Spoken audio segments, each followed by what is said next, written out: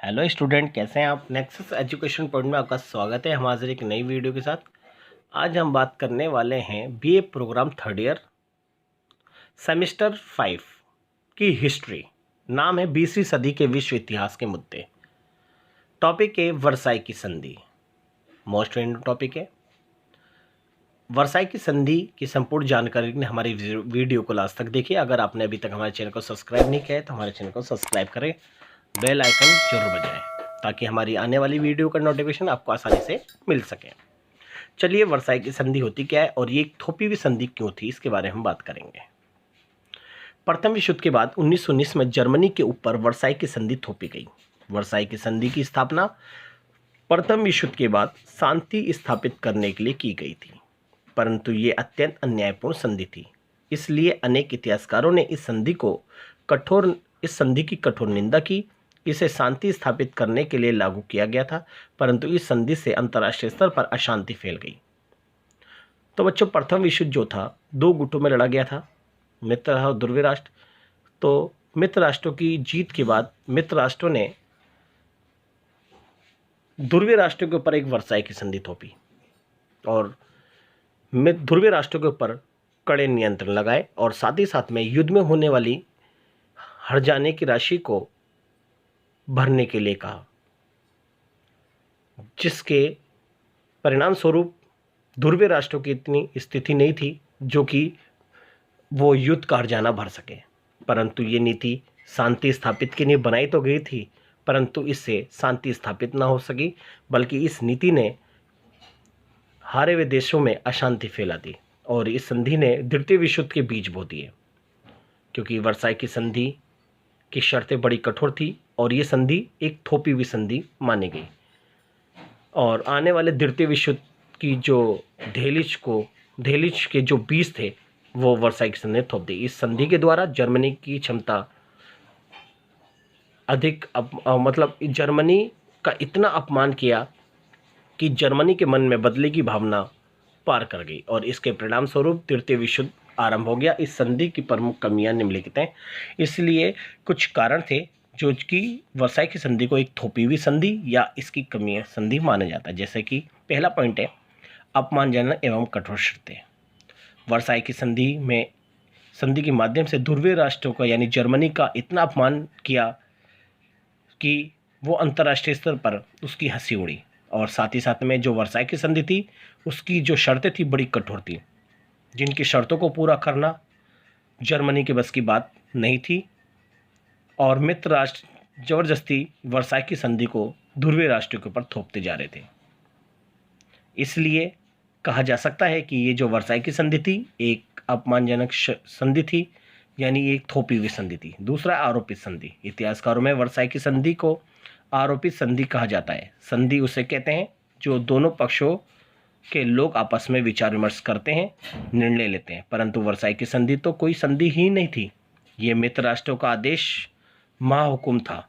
इसे स्वीकार करने के अलावा जर्मनी के पास और कोई चारा नहीं था। वैसे तो मुद्रा को समाप्त करने वाली लगभग प्रत्येक संधि आरोपित संधि होती थी, इसलिए कहा जा सकता है कि वर्साई की संधि एक थोपी हुई संधि थी।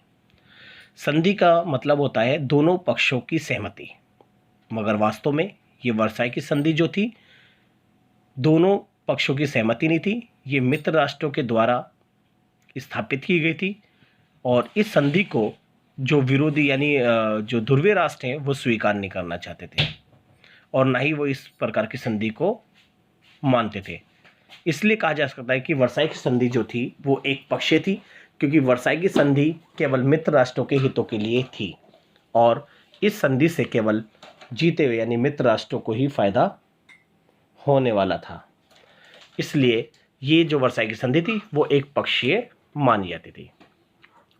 संधि का आधार विश्वासघात।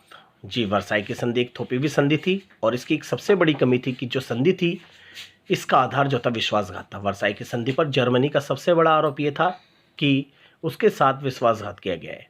विल्सन के 14 सूत्रों के आधार पर जर्मनी ने युद्ध विराम स्वीकार किया था, लेकिन वर्साई की संधि ने इन सिद्धांत का पालन नहीं किया था, जिससे ये संधि एक अमानवीय संधि थी और संधि का आधार केवल विश्वासघाती था। नेक्स्ट है वर्साई की संधि एक थोपी हुई संधि इसलिए भी माना जा सकता है कि जर्मनी के दो भाग करना। वर्साई की संधि के द्वारा पोलैंड को समुद्र पार जाने के लिए मार्ग दिया गया। ये मार्ग देने के कारण जर्मनी दो भागों में विभाजित हो गया। जर्मनी के लोग खून का घूंट पीकर रह गए।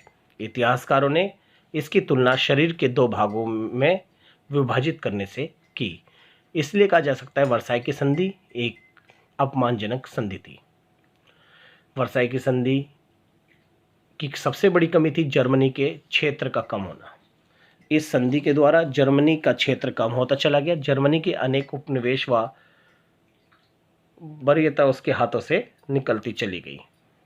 विदेशों में स्थिति उसके संपूर्ण संपत्ति और उद्योगों पर मित्र राष्ट्रों ने अधिकार कर लिया। उसके हाथ 15% कृषि भूमि निकल गई। उसकी सैनिक और नौसैनिक शक्ति कम कर दी गई। उसकी सैनिक शक्ति फ्रांस की सेना से 1/4 भाग रह गई। इसलिए जर्मनी का क्षेत्र दिन पर दिन कम होता चला गया और जर्मनी एकदम कमजोर और पंगु होता चला गया। इसलिए वर्साई की संधि एक थोपी हुई संधि थी।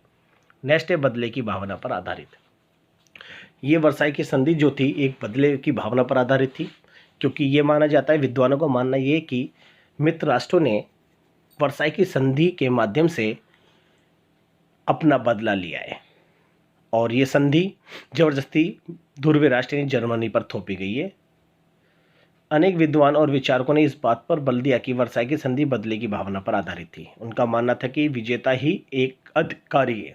इस प्रकार ये संधि न्याय पर नहीं बल्कि बदले के भावनाओं पर आधारित थी तथा मित्र राष्ट्रों का प्रमुख उद्देश्य जर्मनी से बदला लेना था तथा फ्रांस को जर्मनी से अपना पूरा हिसाब चुकाना था। इसलिए कहा जा सकता है कि वर्साई की संधि एक अपमानजनक संधि थी।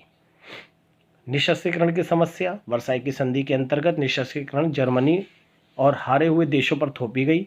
जर्मनी क्षेत्र को अत्यंत सीमित कर दिया गया। युद्ध सामग्री बनाने वाले सभी कारखानों पर मित्र राष्ट्रों का अधिकार हो गया, जिससे निःशस्त्रीकरण की समस्या उत्पन्न होगी। सारा हथियार अस्त्र शस्त्र मित्र राष्ट्रों के कब्जे में आ गया। इस तरह से कहा जा सकता है कि वर्साई की संधि एक थोपी हुई संधि थी और ये